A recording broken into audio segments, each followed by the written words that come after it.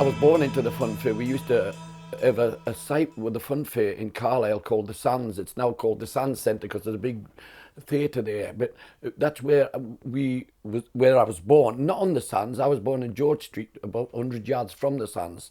Our family's all been born in Scotland or England. My brother was born in Greenlaw, because that's where we were. My other brother was born in Selkirk. I was born in Carlisle, Jimmy Carlisle, I like Carlisle. and one Dumfries. Well, We've all been Rothbury, we're called Border Fun Fair Border Fun Fair people. because we work the borders. We operate we put all the amusements. There's not only us. There's lots of families. The first thing I used to do was building the coconut shy up. So we used to build like a market frame and put that on, then put the things for putting the coconuts in, you know. So, and that's what my job, and my job was collecting the balls. When the people chucked them at the coconuts, I used to go down with a bucket and pick all the balls up and put them in, then take them back to my mum, and she put them back in the ball box. Before the hobby horses, they had these flying chair things. And I'll tell you another, they started off with this shuggy boat. We call them swing boats, but they call them shuggy boats, where you get in this boat and there's about 6 of them in a line and they swing back and forward. That's the first thing. Then there was a set of chairs where the young from a bar and the kids on a seat, and a man just wound it with his hand. He wound it like a mangle with his hand, and it made the ride go round. And that was the early fun fair stuff. In them days was really hard. I remember my dad saying he built a dodgem, and that was in the 1920s, 30s or 20s. They built a dodgem from scratch.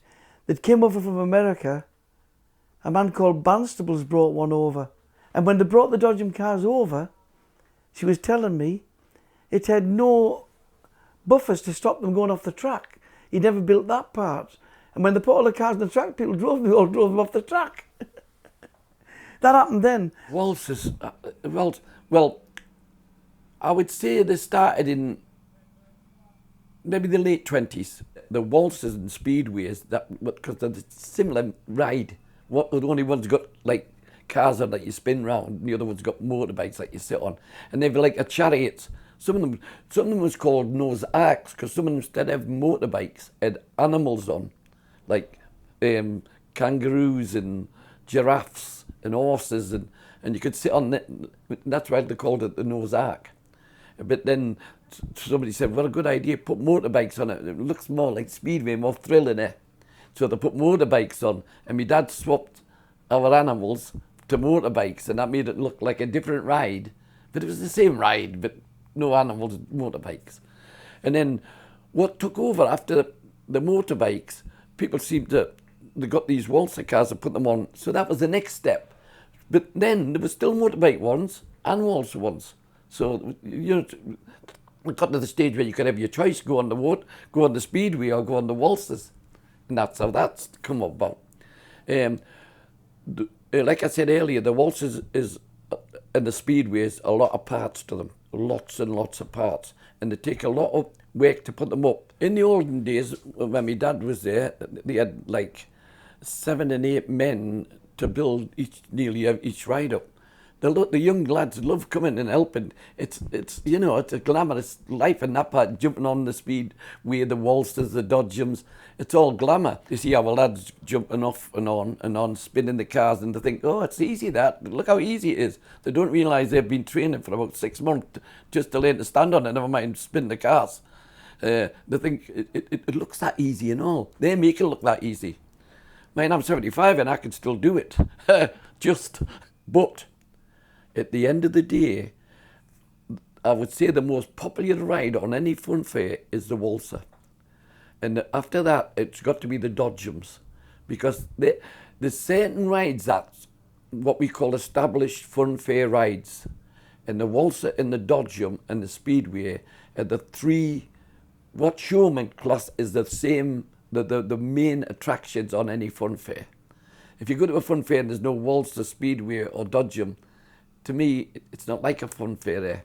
You can have the modern twists and these fancy flyers and all that, but they're what we call attractions, not They had fun fair rides, but they're more of attractions than the old established.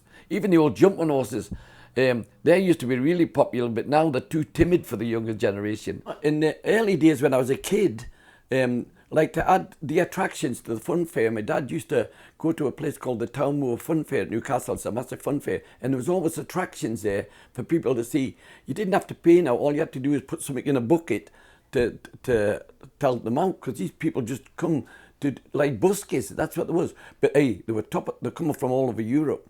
We had one, Elfie Morel, she's from Germany, and this young lady used to go up this pole, it's like a big fishing rod, but it went about 60, 70 feet in the air, and she used to stand on the top with a trumpet and play "Oh My Papa." It used to sway just like a fishing rod would, up, back and forward, and "Oh My Papa." Then she'd put the trumpet down, and then she'd hang on it by her teeth, and put her hands down by her side and spin round, and just by her teeth. And then she'd get back up again and start doing handstands on this thing, swaying all over. If it was windy, it even swung. You thought, how she doesn't fall off. No safety belts, not one bit of safety. No, there was no health and safety there, I'll tell you. Other attractions we had Peg the Eye Diver, was him and his brother. He used to climb up this big mast. They built a swimming pool, a tank, it was not a swimming pool, a tank about 20 foot wide, and my dad had to get the fire brigade to come and fill it full of water, and it was about 15 foot deep, yeah. And he used to climb up this pole that they built up, mine in the air. There was a one about 20 foot up where the older man done all somersaults, right. But the highlight of the show was when Peggy went right to the top, and he set himself on fire he put all I don't know what methylated spirits over him, but he had proper gear on, and he stuck away up the top here, and all of it was usually late at night, and it looked really effective, and he set himself on fire, and then his dad would set the tank on fire, put something on top of the water, and so that was the highlight. That was the finished finale, and he'd jump off, and the flames would even coming down like Superman into this water, and the water would splash up, and then that put all the flames out. But that was Peg the Eye Diver. That was really, I can remember that's clear as day. We always opened Thursday, Friday and Saturday. And a lot of times, when you went near the sea, you opened for weeks at a time, because it was different people all the time coming into the town. But working in the seaside, it's not like, you don't get rushed off your feet. You just take over every day, and up the end of the week you get a wage. Where if you go to a gala day, you've got to get all that money in one day, because the Thursday you just open and take peanuts, but make sure the stuff's right. The Friday you get a little bit, but everybody's waiting on the main day, and on the Friday night they're getting the floats done up for the next day. Everybody's too busy, and that day you have to get that money, so you have to put the price up, maybe sixpence or something, just to make sure it covered the week's wage, because you have to get that week's wage in that afternoon. Now at the seaside, you had every day. So you had 7 days a week, but there was no time to yourself, because you open early in the morning till tea time or late at night. So you could afford to be cheaper, because you've got, if it rains today, you've got tomorrow. If it rains on Saturday, you ain't got Sunday. The fair's a cycle. When you're a child, you come with your grandparents fetch you to the fair, right? And they'll come on the fair and they'll go around, they'll get a balloon, or they'll hook the duck, or knock the can down, things like that. Then they'll get older and want to come back. Then they come back by themselves, and they want to be on the waltzes, and they want to be on the dodgems by themselves. And I've seen this many a time. Then they go through when they get too old for the fair. Oh, I don't see you coming now. Oh, we don't come now, we're too old for the fair.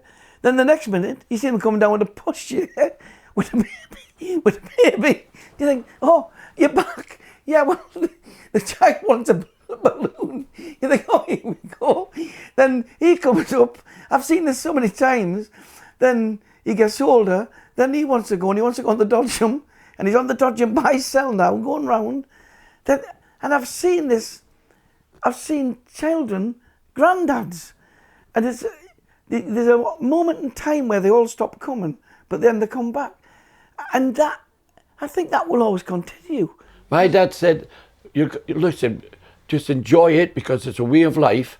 And as long as you can get yourself 4 meals a day, but I don't know why 4 meals a day, because one's enough. But as long as you can get 4 meals a day and keep yourself healthy, that's all you need in life. Billy said, all you need in life is a good bed and a good pair of shoes. That's true, didn't he? You're always in one of them. You got a bed. A good pair of shoes. You got good shoes and a good bed. It's good philosophy, isn't it? It is.